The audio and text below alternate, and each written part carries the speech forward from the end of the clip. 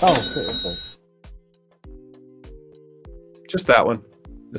You see, everybody else who's watching, they're like, what the hell? It's like, because we make clip shows, guys. That's right. You get to watch it live, and then later you'll see this clip and be like, oh, that was an interesting bit on how to cannabis. And so let's go ahead and do one of those one more time. Hey, everybody. It's me, Tom, cannabis industry lawyer, here with another one of our How to Cannabis segments. Something just happened in the news. You may have heard it. Elon Musk has bought Twitter, and he is saying that he wants to bring back free speech and for it to really be the marketplace of ideas, or the community commons, where you can have that public square and discuss things. Now, what does this have to do with your cannabis business? Well, the number one thing that's probably standing in the way of not only your business and getting its word out, but also like the whole industry, may be a particular algorithm.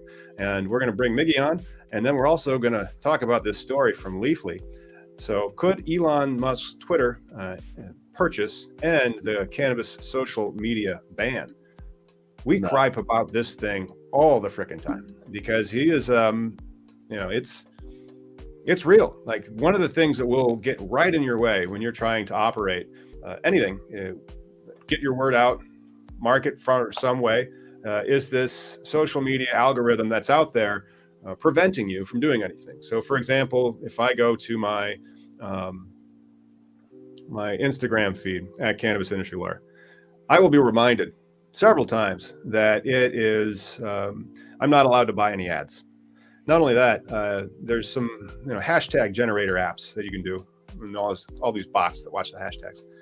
And so you plug that hashtag generator in, and they go, oh, this is a banned search term. The search term they banned on Instagram was legalized cannabis. Why is that a banned search term?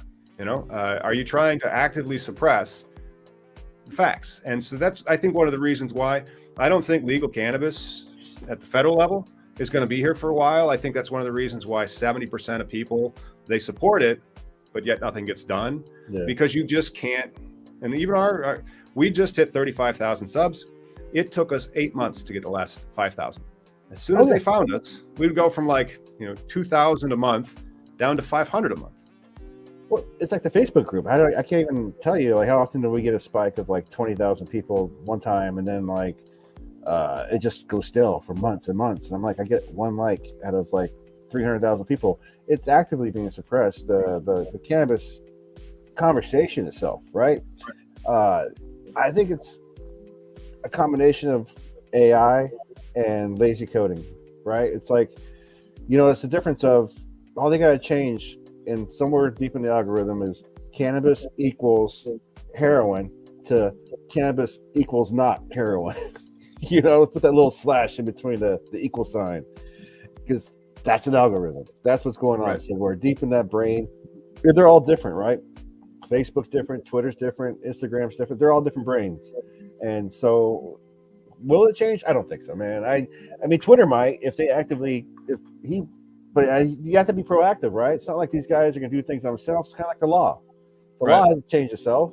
So it's going to be within the company itself. And will Elon matter?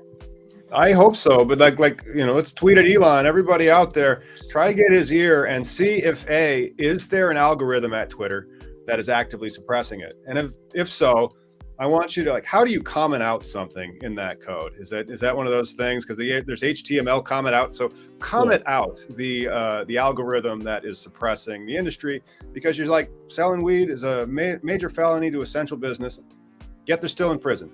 Doesn't make sense. You're right. It doesn't. How about we start getting more of the message out so that other people know that, and maybe we'll get some policy change. But if Freedom Grow Forever tries to promote a tweet or get something that's out there, does it get censored? And then he's called Prohibition is Stupid loudly. So that's good. Well, yeah. And he's also been he's the dude who smokes weed on Joe Rogan. Yeah, and again, he might. I mean, he has already input that he wants to get done, and one of the things he wants to do is make the code open source almost, to where other nerds can. Then we'd be able to go, there's the algorithm suppressing weed. Exactly. This is the part we need to change, buddy.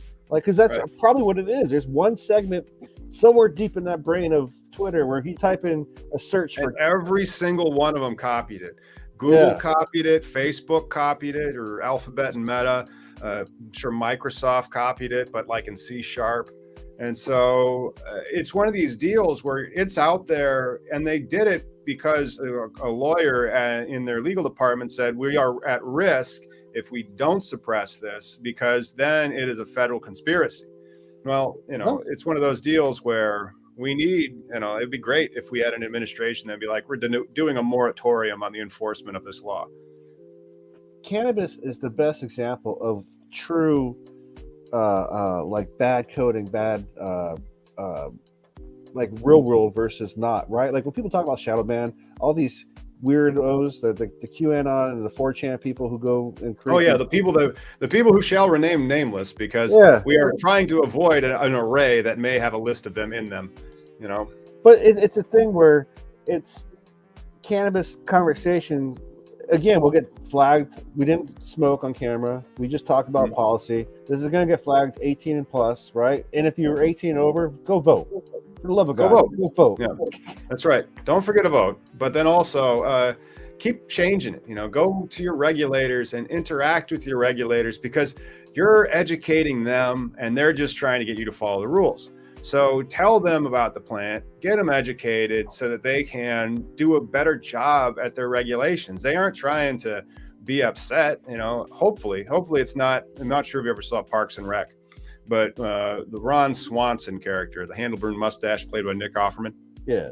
And so he was one of those guys that like hated government bureaucracy and was in charge of government bureaucracy. Oh yeah. No, but that's the quandary we're in, right? It's kind of like, this is the fucked up part about adulting, right? We understand that we have nuclear missiles and we're not going to use them, right? But man, when I was a kid, dude, I'd not get some sleep just thinking, oh man, we can kill each other how many times? Like, but you also have to realize, like, no one's going to do this shit. Like, no one, it's like bullies. Bullies talk a lot of shit until you step with them, and then then they back off. Or if everybody has a plan until you take a punch, right? There's just certain things that you got to face and to get through, and this damn algorithm is definitely going to be one of them that we're still fighting up. That's right, and we will continue to fight with it. We'll be back on Sunday. I intend to get a haircut before then. What type? Tune in on Sunday to find out. And then I wanted to thank everybody, especially the 100 people that have for some reason found us and then stuck around. Thank you. And if you want to become a member of the channel, we'll put you in the credits, and we'll see you sometimes when it is 420 somewhere. Dude, your hair's so long. Yep, it's ridiculous. But it's finally at this place where if they've been watching this, they're going to find out I'm going to have a mullet.